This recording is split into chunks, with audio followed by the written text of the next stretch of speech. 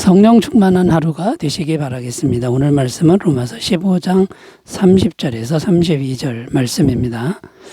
형제들아, 내가 우리 주 예수 그리스도와 성령의 사랑으로 말미암아 너희를 권하노니 너희 기도에 나와 힘을 같이하여 나를 위하여 하나님께 빌어 나로 유대에서 순종하지 아니하는 자들로부터 건짐을 받게 하고 또 예루살렘에 대하여 내가 섬기는 일을 성도들이 받을만 하게 하고 나로 하나님의 뜻을 따라 기쁨으로 너희에게 나아가 너희와 함께 편히 쉬게 하라.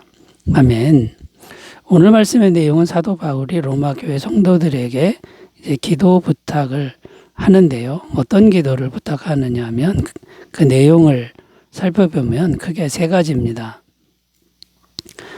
근데 크게 세 가지인데 오늘은 기도 제목이 어떤 것이냐, 기도의 내용이 어떤 것이냐를 찾는 것보다 사도 바울이 기도할 때 이렇게 기도하면 좋겠다라고 제 말하는 것에 집중해서 말씀의 은혜를 나누려고 합니다.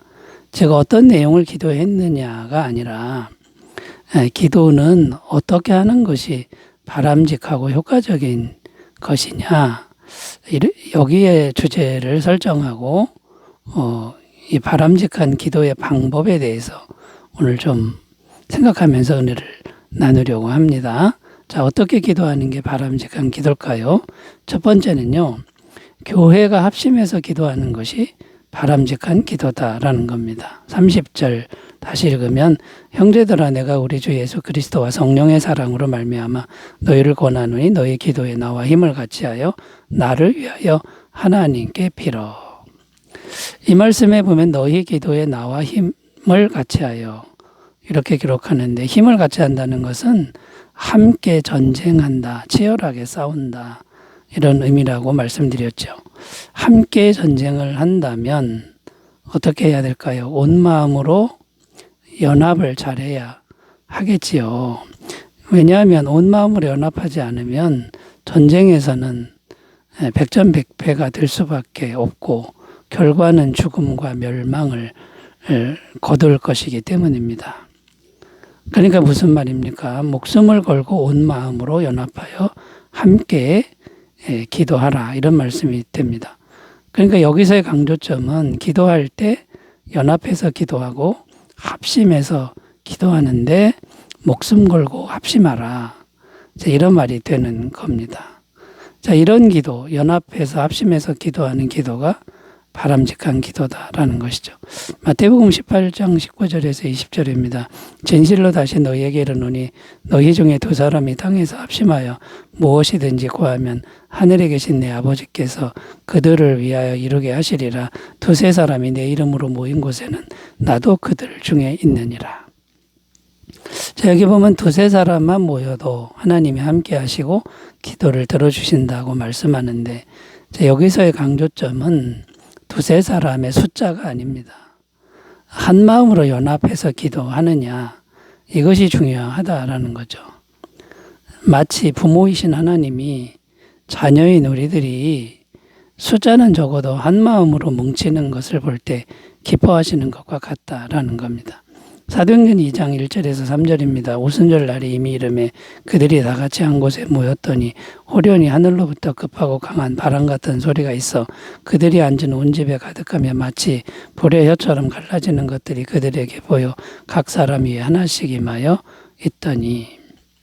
자, 이 말씀은 오순절 날 교회가 합심하여 기도할 때 성령님이 강력하게 임한 사건을 기록하고 있습니다. 성령님이 임하시니까 어떤 일이 생겼느냐 하면 엄청난 기적과 교회 부흥이 일어났다는 겁니다. 정말 살기 힘든 그런 상황이었는데도 엄청난 기적과 교회 부흥을 막을 길이 없었다라는 것이죠. 그러니까 교회가 합심해서 기도하는 게 이렇게 대단한 역사를 이룬다라는 말씀이고요. 사도행전 12장 5절입니다. 이에 베드로는 옥에 갇혔고 교회는 그를 위하여 간절히 하나님께 기도하더라. 이 말씀은 어떤 내용이냐면 헤롯 왕이 베드로를 죽이려고 감옥에 가두었을 때 교회가 합심하여 베드로를 위해 기도했다는 그런 말씀입니다. 교회가 합심하여 기도하니 어떤 결과가 일어났습니까? 사도행전 12장 7절에 그 결과가 나오는데요. 호련히 주의 사자가 나타나며 옥중에 광채가 빛나며 또 베드로의 옆구리를 척깨워 이르되 급히 일어나라 하니 쇠사슬이 그 손에서 벗어지더라. 교회는 합심하여 기도했는데 하나님의 천사가 감옥에 갇힌 베드로를 찾아가서 구출해 주었다라고 성경은 증언하고 있습니다. 이렇게 합심해서 기도하면 엄청난 응답과 엄청난 기적, 또 엄청난 역사를 하나님이 허락하시는 것을 성경을 통해 볼 수 있습니다. 그렇다면 오늘날 우리들은 어떻게 해야 됩니까? 답은 명확해졌습니다. 교회가 합심해서 기도하는 것, 이것이 정말 중요하다라는 거죠. 그럼 교회가 합심해서 기도하는 것, 구체적인 방법이 뭡니까? 교회가 공식적인 기도 시간을 다 같이 정해서 그 시간에 집중해서 합심해서 기도한다 그러면 엄청난 은혜가 될 줄로 믿습니다. 자, 두 번째로 가보겠습니다. 바람직한 기도의 모습 어떤 걸까요? 두 번째는 구체적인 기도 제목으로 기도하는 게 바람직한 기도다라는 겁니다. 31절 읽습니다. 나로 유대에서 순종하지 않은 자들로부터 건짐을 받게 하고 또 예루살렘에 대하여 내가 섬기는 일을 성도들이 받을 만하게 하고. 자, 이 말씀의 내용은 바울이 기도 부탁을 하는데 어떤 걸 기도해야 되는지 구체적인 내용을 말씀하는 구절입니다. 첫째 기도 제목은 유대인들로부터 자신을 안전하게 지켜달라는 거고, 두 번째 기도 제목은 예루살렘 교회가 이방 교회의 연보헌금을 잘 받게 해달라는 제 기도 제목입니다. 그런데 왜 이런 기도 제목을 내놓은 것인지 조금 더 생각해 볼 필요가 있는데요. 첫째 기도 제목이 유대인들로부터 자신을 안전하게 지켜달라는 것이었습니다. 그런데 이것은 바울이 죽는 것을 두려워해서 기도 부탁을 한 게 아니라는 겁니다. 아직 자기의 선교가 끝나지 않았기 때문에 복음 선교가 막히지 않도록 계속 선교할 수 있도록 자신을 지켜달라는 그런 내용이 됩니다. 또 두 번째 기도 제목이 뭐였냐면 이방인의 연보헌금을 예루살렘 교회가 잘 받아주기를 바라는 것이었는데요. 예루살렘 교회 성도들 중에는 이방인에 대한 거부감이 많은 사람들이 많았습니다. 그 예루살렘 교회 성도들 중에는 율법주의를 완전히 버리지 못하는 사람들이 많았죠. 왜냐하면 조상 대대로 율법을 지켰기 때문에 특별히 이방인들에게 있어서 문제는 할례 문제였습니다. 할례와 같은 그런 율법 준수를 하지 않는 사람들은 상종을 안 하는 그런 특성이 유대인들에게 있었습니다.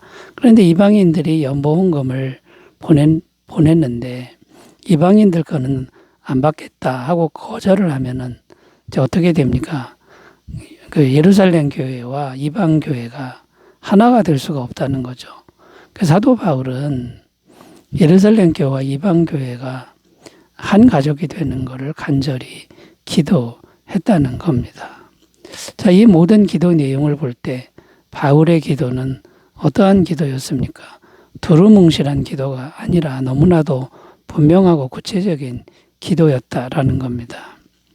자, 그러므로 기도할 때 바람직한 기도의 모습은 두루뭉술을 하면 안 되고 분명하고 구체적인 내용으로 기도해야 된다라는 겁니다.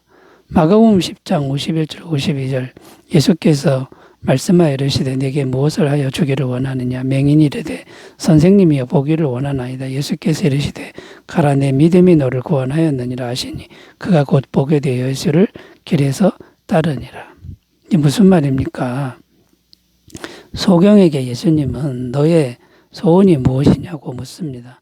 다 아시면서 묻는 이유는 너의 입으로 분명한 기도의 제목을 말하라는 겁니다. 자, 여러분 구체적인 기도 제목으로 분명하게 기도하는 삶이 되시길 바라겠습니다. 자, 세 번째로 가보겠습니다. 바람직한 기도의 모습 뭘까요? 세 번째는 모든 결과는 하나님의 뜻에 순종하는 것이 바람직한 기도의 모습이다라는 겁니다. 32절 읽습니다. 나로 하나님의 뜻을 따라 기쁨으로 너희에게 나아가 너희와 함께 편히 쉬게 하라. 자, 여기 보면 하나님의 뜻을 따라 이렇게 말씀하는데 기도는 했지만 그대로 안 돼도 무조건 하나님의 뜻에 순종하겠다는 말씀입니다. 분명한 기도, 구체적인 기도도 열심히 합심해서 기도를 다 했지만 응답이 안 돼도 하나님의 뜻으로 그대로 순종하며 받아들이겠다. 이런 말씀이 되는 겁니다. 여러분, 모든 결과는 하나님의 주권입니다. 하나님께 맡기고 하나님 뜻에 순종하는 이런 기도가 정말 바람직한 기도가 된다는 것이죠. 자, 왜 그러냐? 첫 번째는 겸손한 기도가 되기 때문이라는 건데, 겸손한 기도는 하나님이 기뻐하십니다. 빌립보서 2장 5절에서 8절 너희 안에 이 마음을 품으라 곧 그리스도 예수의 마음이니 그는 근본 하나님의 본체시나 하나님과 동등됨을 취할 것으로 여기지 아니하시고 오히려 자기를 비워 종의 형체를 가지사 사람들과 같이 되셨고 사람의 모양으로 나타나서 자기를 낮추시고 죽기까지 복종하셨으니 곧 십자가에 죽으심이라. 무슨 내용입니까? 예수님의 마음을 잘 나타내주는 말씀인데 한마디로 무조건 순종하는 예수님의 마음입니다. 그리고 예수님은 항상 하나님의 뜻에 순종했죠. 그런데 결국 십자가에 비참하게 죽으셨지만 그것으로 끝나지 않았습니다. 하나님이 예수님을 지극히 높은 이름이 되게 하셨다라고 성경은 증언합니다. 빌립보서 2장 9절에서 11절 이러므로 하나님이 그를 지극히 높여 모든 이름 위에 뛰어난 이름을 주사 하늘에 있는 자들과 땅에 있는 자들과 땅 아래에 있는 자들로 모든 무릎을 예수의 이름에 꿇게 하시고 모든 입으로 예수 그리스도를 주라 시인하여 하나님 아버지께 영광을 돌리게 하셨느니라. 자, 여러분, 이렇게 순종하는 기도를 드린 예수님을 하나님이 지극히 높이신 것을 꼭 기억하시고 모든 일에 순종하시기를 바라겠습니다. 그런데 여기서 우리가 주의해야 될 것이 있는데, 여러분, 기도는 강요가 되면 안 됩니다. 하나님을 강요하는 게 아닙니다. 기도를 통해 하나님을 강요하는 이거는 불경죄가 됩니다. 또 여러분, 금식 기도나 작정 기도 물론 중요합니다. 그러나 금식 기도와 작정 기도를 하면 무조건 응답이 된다. 이것도 조심해야 됩니다. 금식하고 작정 기도할 때도 무조건 결과를 순종하는 그런 마음이라면 하나님이 기뻐하실 줄로 믿습니다. 여러분, 바람직한 기도로 하나님께 영광 돌리시기 바라겠습니다. 기도합니다. 하나님 아버지, 우리의 기도가 바람직한 기도가 되게 하옵소서. 예수님의 이름으로 기도드립니다. 아멘. 좋은 하루 되시기 바라겠습니다. 감사합니다.